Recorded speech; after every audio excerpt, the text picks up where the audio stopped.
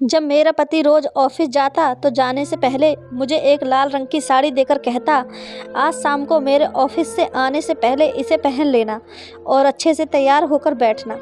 आज हमारे यहाँ बहुत खास मेहमान आ रहे हैं। मैं साड़ी ले लेती और शाम को तैयार होने लगती तो मेरे घर का नौकर मुझसे कहता, दीदी भगवान के वास्ते ये साड़ी मत पहनो वरना आज बहुत गजब हो जाएगा। तुम नहीं जानती हो सारी रात तुम्हारे साथ यहाँ क्या खेल खेला जाता है। आज तुम ये साड़ी मुझे दे दो। आज साड़ी पहनकर तुम्हारी जगह पर मैं बैठूंगा और तुम उधर से सब कुछ देख लेना। फिर तुम्हें मेरी बात पर भरोसा हो जाएगा और तुम सब कुछ समझ जाओगी। लेकिन मुझे अपने नौकर की सारी बातें झूठी लगती थीं क्योंकि मुझे साड़ी पहनने के बाद कुछ भी याद नहीं रहता था। लेकिन आज उसने मुझसे बहुत ज़्यादा जिद की और मेरे आगे हाथ जोड़ने लगा तो मैंने उसे अपनी साड़ी दे दी। उसने मेरी साड़ी पहन ली और अपने सर पर एक लंबे बालों की विग लगा ली और औरतों की तरह तैयार होकर वो मेरे कमरे में बैठ गया। रात को जब मेहमान आए तो मेरे पति एक एक करके उन्हें मेरे कमरे में ले जाता, मगर कुछ समय बाद ये देख मेरे पैरों तले से ज़मीन निकल गई जब उन मेहमानों ने मेरे नौकर के साथ। शाम के 5 बज रहे थे। जब मैं सोकर उठी तो मेरे घर में हर तरफ चहल पहल मची हुई थी। मेरी माँ मेरे छोटे भाई से कह रही थी कि जल्दी मार्केट जाओ और अच्छा सा नाश्ता लेकर आना और देखना कोई चीज़ ना रह जाए। जब मैंने अपनी माँ से पूछा तो मुझे पता चला कि हमारे घर पर रिश्ते के लिए कुछ मेहमान आ रहे हैं। फिर माँ ने मुझसे कहा कि एक अच्छा सूट पहनकर तैयार हो जाओ। मैं अपनी माँ को देखने लगी लेकिन मैंने उनसे कुछ नहीं कहा। मैंने एक नया जोड़ा निकाल कर पहन लिया और हल्का फुल्का सा मेकअप कर लिया। कुछ देर बाद वो रिश्ते वाले मेहमान हमारे घर पर आ गए। माँ ने उनको ड्राइंग रूम में बिठाया और खुद भी उन्हीं के साथ बैठ गई। मुझे उन्होंने कहा कि मैं चाय बना लूं। घबराहट की वजह से मेरे हाथ तो और पैर फूल रहे थे, पर मैंने चाय बनाई और जब मेरी माँ ने इशारा किया तो मैं चाय की ट्रे लेकर गई। मेहमानों के सामने आकर बैठ गई। उनमें से एक औरत मुझे गौर से देख रही थी। मुझे उसी समय अंदाजा हो गया था कि मैं उन्हें पसंद आ चुकी हूँ।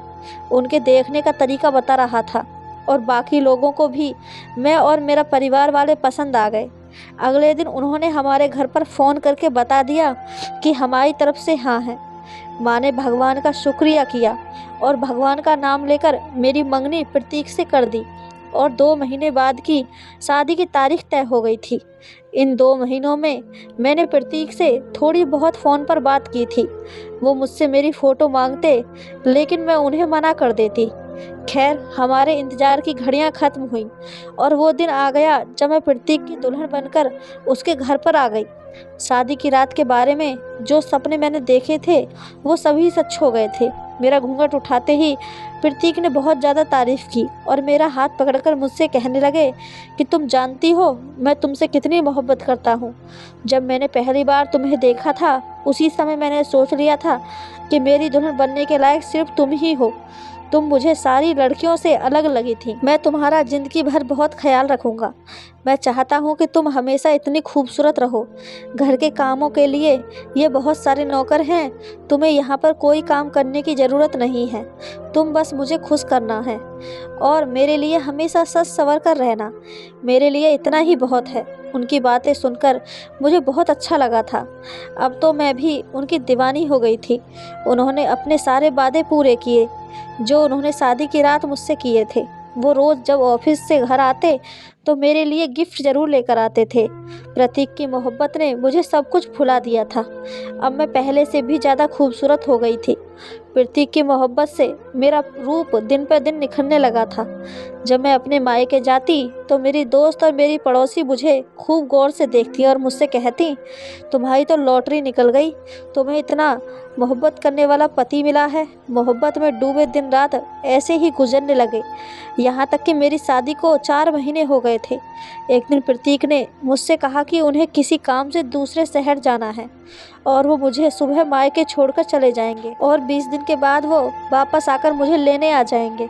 उनके ऑफिस की कोई मीटिंग थी इसलिए उनका जाना बहुत ज़रूरी था। मैंने भी कहा ठीक है। प्रतीक ने मुझे शाम के टाइम मेरे मायके छोड़ दिया और खुद एयरपोर्ट की तरफ निकल गए। उसके बाद तो मेरी ज़िंदगी में जैसे तूफान सा आ गया। 20 दिन के बाद प्रतीक मुझे मायके से घर तो ले गए, लेकिन वो मुझे बहुत बदले बदले लग रहे थे। अब वो मुझसे बात भी बहुत कम करने लगे थे। उनकी आंखों में मुझे पहले वाली मोहब्बत नहीं दिखती थी। अब मुझे उनके साथ अजनबी सा फील होता था। अब उनका ज़्यादा समय ऑफिस में ही गुजरता। जब मैं उनसे इस बात की शिकायत करती तो वो मुझसे अपने काम का बहाना कर देते थे। कहने लगते थे कि मुझे ऑफिस में बहुत ज़्यादा काम होता है। कभी कहते कि घर में हर ज़रूरत की चीज़ है, फिर तुम्हें किस चीज़ की ज़रूरत है? मैं अपने काम में बहुत ज़्यादा बिजी रहता हूँ, तुम्हें थोड़ा बर्दाश्त करना पड़ेगा। मैं उनसे कहती कि मुझे चीज़ों की नहीं, आपकी ज़रूरत है। मगर शायद अब प्रतीक के पास मेरे लिए वक्त नहीं था। मैं घर पर सारा सारा दिन अकेली बोर होती रहती थी।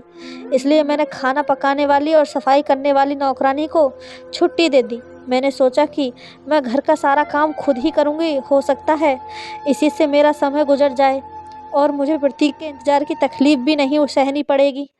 लेकिन ये सिर्फ मेरा ख़्याल ही था, क्योंकि मुझे घर का काम छोड़े हुए बहुत टाइम हो गया था। अब जब मैंने घर का काम काज शुरू किया तो मेरी हिम्मत जवाब दे गई। मुझसे ये काम संभाला नहीं जा रहा था। मैंने परेशान होकर प्रतीक से कहा कि आप घर के कामकाज के लिए दोबारा कोई नौकरानी रख लीजिए, क्योंकि मुझ में अब इतना सहारा काम नहीं होता। लेकिन प्रतीक कहने लगे कि अब हमें नौकर की कोई ज़रूरत नहीं है। वैसे भी घर में होता ही कौन है, एक मैं हूँ और एक तुम हो, और 2 लोगों का खाना बनाना कोई बड़ी बात नहीं है। प्रतीक का ये जवाब सुनकर तो मैं हैरान रह गई, क्योंकि वो तो मुझसे हमेशा सजने संवरने की बात करते थे और मुझसे कहते थे कि तुम्हें किसी भी काम को हाथ लगाने की कोई ज़रूरत नहीं है। और आज वही इंसान मुझसे नौकरों की सैलरी पर बहस कर रहा था। ये सब सुनकर मेरा तो दिल टूट गया था, लेकिन मैंने उनसे कोई शिकायत नहीं की। अगले दिन प्रतीक ऑफिस से घर वापस आए तो वो मुझे बहुत खुश लग रहे थे।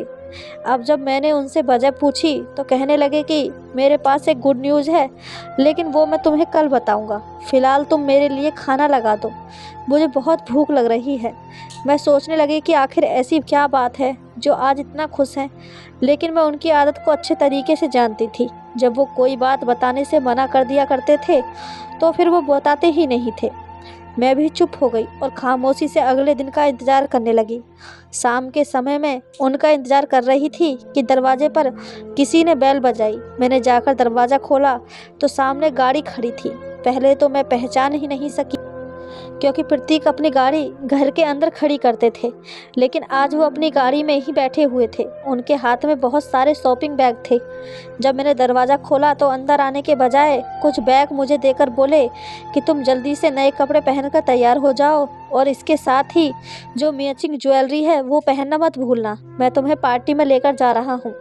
जब तुम तैयार हो जाओगी तो हम चलेंगे, और जब तुम तैयार हो जाओ तो मुझे कॉल या मैसेज कर देना, मैं तुम्हें पिक करने के लिए आ जाऊँगा। मैंने उनसे वह बैग लिए और अपने कमरे में आकर तैयार होने लगी। मैं खुशी खुशी प्रतीक के साथ जाने के लिए तैयार हो रही थी। मैं बहुत मेहनत से और लगन से तैयार हो रही थी। लाल रंग की साड़ी और गोल्डन कलर की ज्वेलरी में मैं इतनी खूबसूरत लग रही थी, मुझे खुद को देखकर यकीन नहीं आ रहा था कि मैं ही हूँ। बार बार मैं अपने आप को शीशे में देख रही थी। अभी मैं पूरे तरीके से तैयार नहीं हुई थी। फिर से दरवाजे पर बेल बजी। मैं समझ गई थी कि दरवाजे पर प्रतीक ही होंगे और वो मेरा इंतज़ार नहीं कर सके, इसलिए मुझे पहले ही लेने आ गए। मैंने जल्दी से अपने बाल खोले और घर को लॉक करके प्रतीक के साथ गाड़ी में बैठ गई। आज प्रतीक खुद भी बहुत अच्छे से तैयार हुए थे। उन्होंने गाड़ी में म्यूज़िक लगा दिया था। प्रतीक आज बहुत अच्छे मूड में थे और मुझसे काफ़ी हंसी मजाक भी कर रहे थे। वो मुझे समझाने लगे कि जहाँ पर हम लोग जा रहे हैं वहाँ बहुत बड़े बड़े लोग होंगे और मुझे वहाँ पर सब लोगों से हंसी खुशी मिलना है। और फिर वह कहने लगे कि अगर इंसान अपनी बातों से दूसरों को इम्प्रेस करने में कामयाब हो जाता है तो वो बहुत सारे फ़ायदे उठा सकता है। उनकी बातें मेरी समझ में नहीं आ रही थी। थोड़ी देर बाद हमारी गाड़ी एक बड़े से होटल के सामने पार्क की। उन्होंने हमारी गाड़ी का दरवाज़ा ऐसे खोला जैसे मैं कोई राजकुमारी हूँ। मेरा हाथ पकड़कर वह होटल के अंदर चले गए। उनका अंदाज आज मुझे बहुत बदला बदला सा लग रहा था, क्योंकि मैंने उन्हें ऐसा शादी के बाद पहली बार ही देखा था जो आज वो सारी दुनिया के सामने दिखा रहे थे। खैर, जब होटल के अंदर गए तो एक बहुत बड़े हॉल को बहुत ही खूबसूरती से सजाया गया था। हर तरफ लाइट जल रही थी। पार्टी में बहुत सारे ऑफिसर और उनकी पत्नियां इनवाइट थीं। ये एक बहुत बड़ी पार्टी थी। यहाँ आकर मुझे थोड़ा नर्वस फील हो रहा था, लेकिन थोड़ी ही देर में मुझे पता चल गया था कि मेरी खूबसूरती ने सबको अपनी तरफ खींच लिया है। वैसे तो मैं पहले भी बहुत ज़्यादा खूबसूरत थी और आज मैं ऐसे तैयार हुई थी जैसे किसी नई नवेली दुल्हन को तैयार किया जाता है। प्रतीक ने भी बहुत ज़्यादा प्राउड से मुझे अपने दोस्तों से मिलवाया। उसके बाद हम सब लोगों ने खाना खाया और वहाँ हल्का हल्का म्यूज़िक भी बज रहा था। ये माहौल मेरे लिए बहुत ही अजनबी सा था। ज़िंदगी में पहली बार मैंने इतने सारे लोगों के सामने बैठकर खाना खाया था, जिससे मुझे बहुत घबराहट हो रही थी। लेकिन मैं प्रतीक का साथ दे रही थी क्योंकि आज वो बहुत ज़्यादा खुश थे। मुझे कुछ देर से ऐसा लग रहा था कि हमारे पास वाले टेबल पर जो आदमी बैठा है वो बराबर मुझे देख रहा था। उसका देखना मुझे कुछ ठीक नहीं लग रहा था और मुझे उसके देखने से उलझन हो रही थी। थोड़ी देर के बाद वो अपनी टेबल से उठकर हमारे साथ ही हमारी टेबल पर आकर बैठ गया।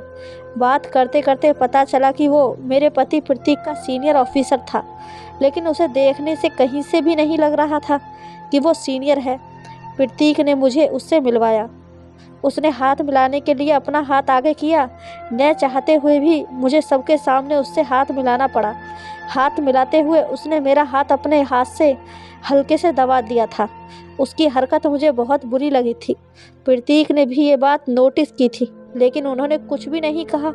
वो चुप रहे। मुझे अपने पति की इस हरकत पर बहुत हैरत हो रही थी कि वो ये सब कुछ कैसे बर्दाश्त कर रहे हैं।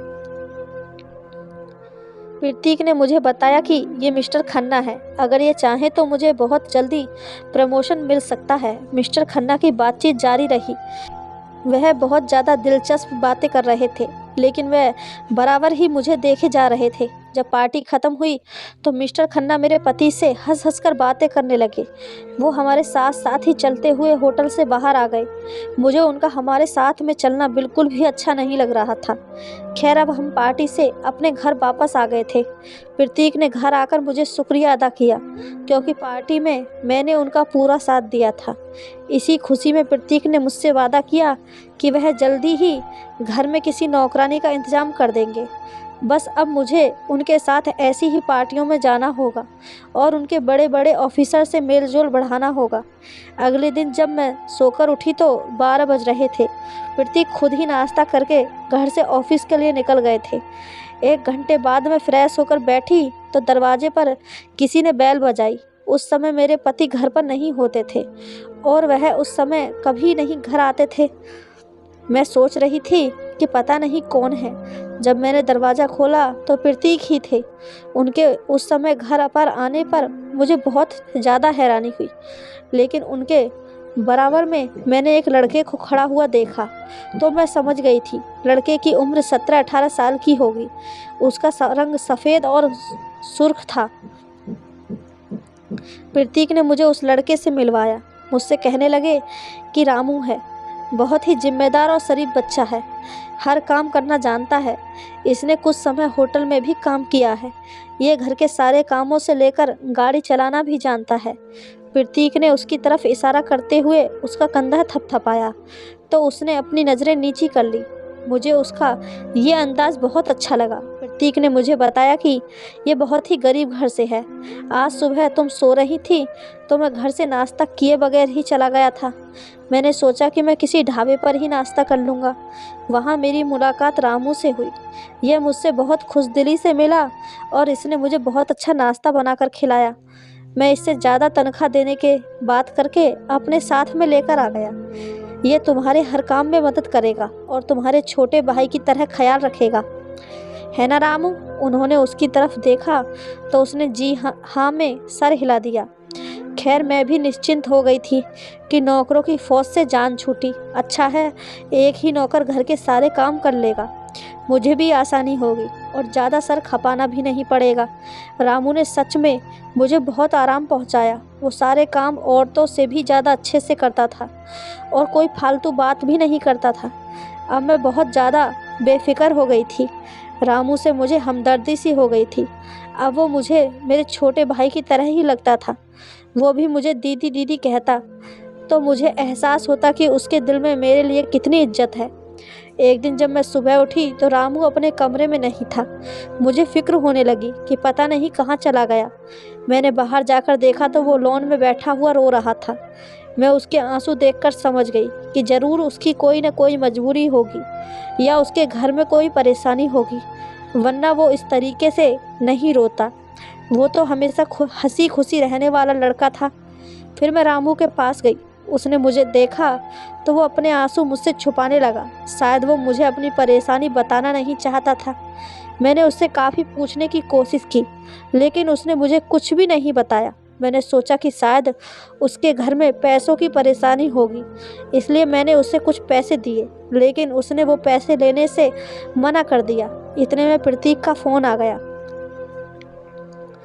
वह कह रहे थे कि आज हमारे घर कुछ मेहमान आ रहे हैं, तुम रामू से खाना बनवा लेना और खुद वही लाल साड़ी पहनकर तैयार हो जाना। तुम अगर मेरे मेहमानों से बातचीत करती रहोगी तो उनका मन लगा रहेगा। उनके दोस्तों के बारे में सुनकर तो मुझे घबराहट होने लगी। मिस्टर खन्ना को बर्दाश्त करना तो मेरे बस के बाहर की बात थी। उनकी गंदी नज़रें उस दिन भी मेरे ऊपर ही टिकी हुई थीं, जिसे मैंने ध्यान से देखा था। खैर, मैं मजबूरी में और प्रतीक के कहने पर तैयार हो गई। तकरीबन रात के 7 बजे प्रतीक अपने मेहमानों को लेकर घर आ गए। फिर वही हुआ जिसका मुझे डर था। प्रतीक के साथ आने वाले मेहमान और कोई नहीं बल्कि मिस्टर खन्ना ही थे, जिनको देखकर ही मेरा मूड खराब हो गया था। मेरा दिल तो नहीं चाहता था कि मैं उनसे बातचीत कर लूं, मगर मजबूरन मुझे उनसे बात करनी पड़ी। मैं और प्रतीक मिस्टर खन्ना के साथ ड्राइंग रूम में बैठे थे। मिस्टर खन्ना बहुत ही अजीब तरीके से मेरे सामने बैठे थे, मगर उन्हें कोई खबर ही नहीं थी। थोड़ी देर बाद प्रतीक के मोबाइल पर किसी का फ़ोन आया। वे फ़ोन पर बात करते हुए कमरे से बाहर चले गए। अब कमरे में मैं और मिस्टर खन्ना अकेले रह गए थे। मिस्टर खन्ना मुझसे खुलकर बातें करने लगे तो मुझे उनका ये अंदाज पसंद नहीं आया। वो इतनी अजीब अजीब बातें कर रहे थे कि मेरा जवाब देने का दिल नहीं कर रहा था। 10 मिनट हो गए। जब प्रतीक कमरे से वापस नहीं आए तो मैं उठकर कमरे से बाहर जाने लगी। मुझे मिस्टर खन्ना के साथ बैठना बहुत ही अजीब लग रहा था। इससे पहले मैं उठकर खड़ी होती, मिस्टर खन्ना ने मेरा हाथ पकड़ लिया। उनकी इस हरकत पर मुझे बहुत गुस्सा आया। मेरा दिल तो कर रहा था कि मैं उनको जोर का थप्पड़ लगा दूं, लेकिन मैंने अपने गुस्से को ठंडा किया और आराम से उनसे कहने लगी कि मिस्टर खन्ना, आप ये क्या कर रहे हैं? आप मेरे पति के दोस्त हैं और उनके सीनियर ऑफिसर हैं, इसलिए मैं आपकी बहुत ज़्यादा इज्जत करती हूँ। अगर आपने बदतमीज़ी बंद नहीं की तो मैं भी अब बदतमीज़ी पर ही उतर आऊँगी। उन्हें मेरी इस बात से जैसे कोई फ़र्क नहीं पड़ा था। वह सुकून से खड़े होकर मुझे घूर रहे थे। जब मैंने उनसे अपना हाथ छुड़ाना चाहा तो वो और मेरे करीब आने लगे। गुस्से में मेरा चेहरा लाल हो गया। मैंने टेबल से फ्लावर पॉट उठाया और उनके सर पर मार दिया। उनके सर से थोड़ा खून बहने लगा तो वो चिल्ला उठे।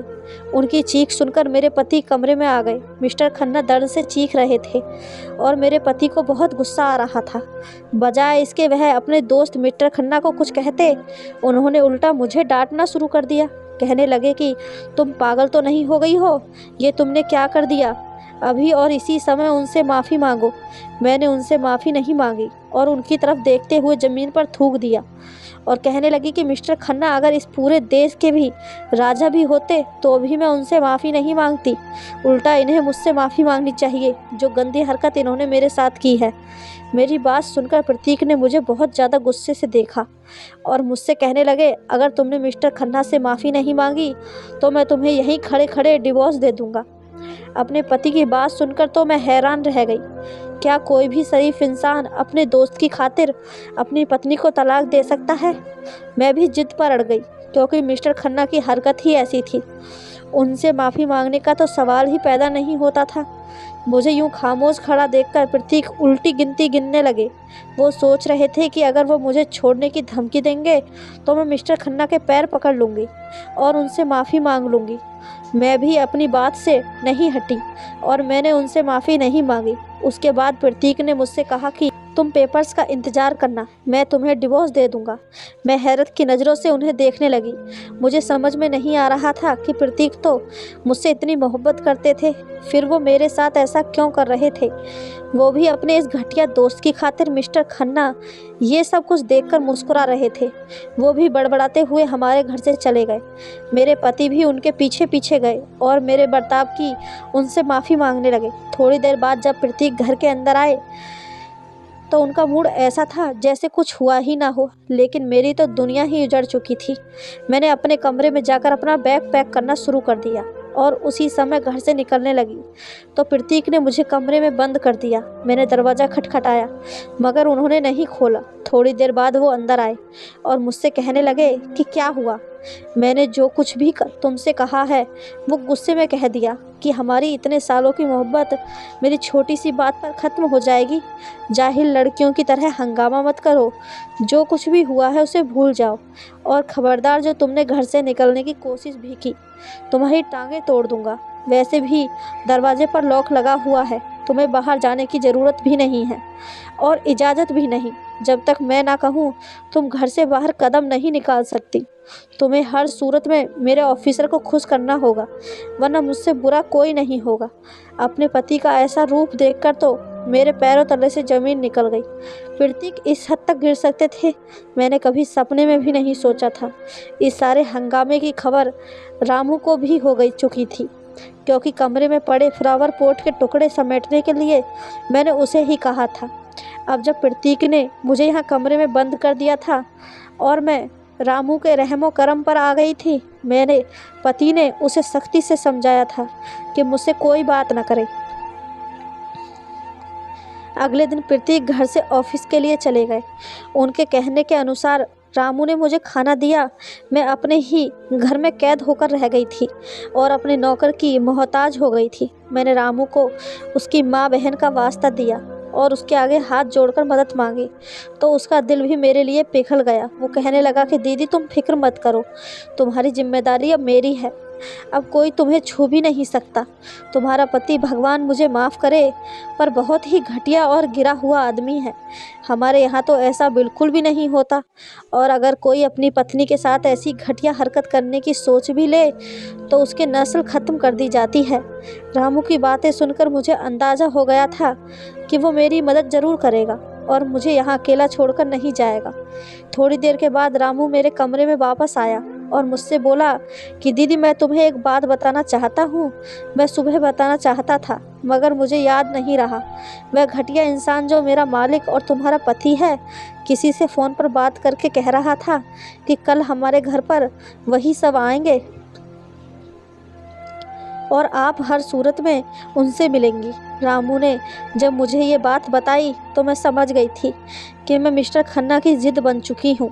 इसी सोच और ख्याल में मेरी सारी रात गुजर गई। पूरी रात मेरे रोते हुए गुजरी। मैं भगवान से प्रार्थना कर रही थी कि वो मेरी इज्जत की हिफाजत करे। अगले दिन रामू मेरे पास आया। उसकी सांस फूली हुई थी और वह काफ़ी जल्दी में लग रहा था। दरवाज़ा खोलकर मेरे कमरे में आया और मुझसे बोला दीदी तुम अपने खूबसूरत सा जोड़ा मुझे दे दो। मैं उसका चेहरा देखते हुए बोली कि रामू तुम्हें मेरे कपड़ों की क्या ज़रूरत है। तो वो कहने लगा कि यह समय ज़्यादा बातें करने का नहीं है, बस आप मुझे एक अपना जोड़ा दे दो। मैंने उसे अपनी साड़ी निकाल कर दे दी। वो मेरे हाथ से साड़ी लेकर कमरे में चला गया। फिर थोड़ी देर बाद वो साड़ी पहनकर मेरे कमरे में दोबारा आया तो उसे देखकर मेरी हंसी निकल गई, क्योंकि उसने बहुत ही अजीब तरीके से साड़ी बांध रखी थी। उसकी जिद करने पर मैंने उसकी साड़ी ठीक कर दी। अब वो पूरे तरीके से एक औरत लग रहा था। उसने अपने सर पर मेरी ही तरह लंबे बालों की बिग लगा रखी थी। मैंने उससे कहा कि रामू ये तुम क्या कर रहे हो, क्या तुम्हारा औरत बनने का इरादा है। मैं उस समय अपने सारे दुख भूल गई थी और उससे हंसी मजाक करने लगी। उसने मुझसे कहा कि दीदी आप यहाँ से जाइए और मेरे कमरे में जाकर बैठ जाना। हमारे घर में आज उसके साथ एक और लड़का आया था जो रामू का दोस्त था। थोड़ी देर बाद मुझे अपने घर में किसी का आने की आवाज़ हुई। जूतों की आवाज़ मेरे कमरे की तरफ से आ रही थी। मेरा दिल बहुत ज़्यादा कांप रहा था और फिर मेरे कमरे का दरवाज़ा अंदर से लॉक होने की आवाज़ आई। कुछ देर बाद ही मेरे कमरे से चीखने चिल्लाने की आवाज़ें आने लगी। घर में शोर मच गया। मैं कमरे से बाहर निकली। जब मैं अपने कमरे के पास पहुंची और मैंने दरवाज़ा खोलकर देखा तो वहां का मंजर ही कुछ अलग था। मिस्टर खन्ना के कपड़े फटे हुए थे। रामू और उसका दोस्त मिस्टर खन्ना को मार रहे थे। मिस्टर खन्ना की तो हालत ख़राब हो रही थी। मैंने रामू से मना किया, लेकिन उस पर तो जैसे भूत सवार था। मिस्टर खन्ना की जब अधमरी हालत हो गई तो रामू ने उन्हें छोड़ दिया और एक तरफ बैठ गया। मैं उसका मुंह देखने लगी और दिल ही दिल में हैरानी हो रही थी। मेरा यहाँ रुकना अब खतरे से खाली नहीं था, इसलिए मिस्टर खन्ना को कमरे में बंद करके उनके मुंह में कपड़ा ठूस दिया। रामू मुझे गाड़ी में बिठाकर मेरे घर ड्रॉप करके खुद न जाने कहाँ चला गया। मैंने अपने माता पिता को सारी बात बताई तो वो उसी समय मुझे शहर से दूसरे शहर लेकर चले गए। प्रतीक की जान पहचान बहुत दूर तक थी। उसने मुझे तलाक दे दिया था, मगर वो अपना बदला लेना नहीं भूला था, क्योंकि वो मेरे जरिए अपने ऑफिसर को खुश करके प्रमोशन लेना चाहता था। वह कभी भी मुझसे अपना बदला ले सकता था। कुछ दिनों बाद ही मेरी शादी मेरी माँ के दोस्त के बेटे से हो गई। अब मैं अपने घर में अपने पति के साथ खुश थी। मेरा घर छोटा सा था और मेरे पति छोटी सी नौकरी करते थे, लेकिन वो मेरी बहुत ज़्यादा इज्जत करते थे और मेरा बहुत ख्याल रखते थे। मेरे घर में खुशियाँ ही खुशियाँ थीं। भगवान ने मुझे बच्चे की खुशी भी दे दी थी। ये सब होने के बाद प्रतीक के बॉस ने उस पर फ्रॉड का केस करके उसकी सारी जायदाद हथिया ली थी और उसे जेल भिजवा दिया था। आगे मैं बस इतना ही कहूँगी कि भगवान दुश्मन को भी ऐसा पति ना दे जो अपनी पत्नी की इज्जत नीलाम करना चाहता हो, अपनी पत्नी को सीढ़ी बनाकर आसमान की ऊंचाइयों को छूना चाहता हो। दोस्तों, आपकी इस कहानी के बारे में क्या राय है, हमें कमेंट करके ज़रूर बताएं। कहानी अच्छी लगी हो तो चैनल को सब्सक्राइब, वीडियो को एक लाइक ज़रूर करें।